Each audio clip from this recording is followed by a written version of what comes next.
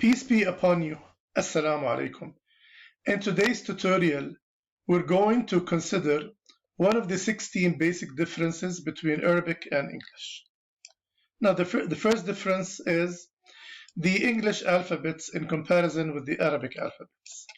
Now, the modern English alphabet is a Latin alphabet consisting of 26 letters. Now, each of these 26 letters has an upper and lower case. Let me show you how. Upper and lower. This is upper and this is lower. However, as for Arabic, there are 28 letters if we exclude the glottal stop, the Hamza. You see where the Hamza is articulated deep back in the throat. You can see. Or there are 29 letters if we include the Hamza, the glottal stop. Now, what makes Arabic different from English is that in Arabic there are no upper cases or lower cases.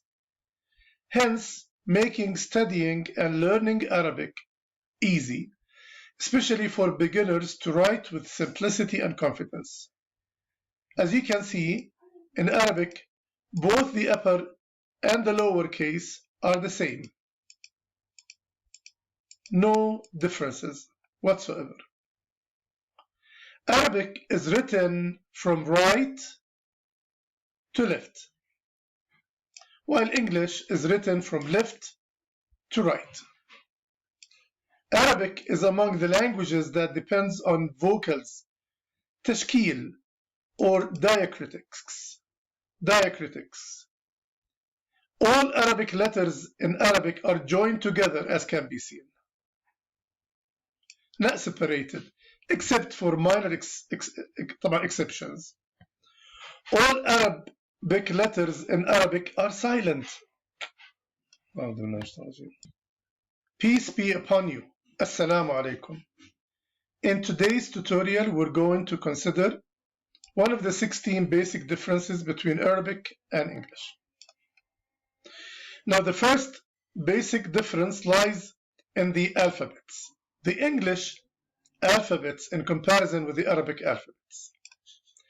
The modern English alphabet is a Latin alphabet consisting of 26 letters, and each of these 26 letters has an upper and a lower form or case. Look, uppercase, lowercase, A and A. Okay, capital letter, small letter. As for Arabic, however, there are 28 letters or 29 letters. This has to do with the glottal stop, the Hamza. Okay, so if we include the Hamza, there are 29 letters, and if we exclude the Hamza, there are 28 letters. So that is, if we don't consider the Hamza as a letter, there are only 28 letters. But if we consider the Hamza to be a letter, there are 29 letters. The Hamza is articulated, as can be seen, back in the throat. Way back, actually. Now, what makes Arabic different from English is that in Arabic, there are no upper cases or lower cases. Let me show you. Both the upper and lower case are the same. No capital or small letters. They are all considered as capital letters. Now, this makes learning and studying Arabic easy, especially for beginners, to write with simplicity and confidence. As can be seen, Arabic is written and read from right to left, while English is written from left to right. Now, Arabic is among the languages that depends on vocals or tashkil or diacritics.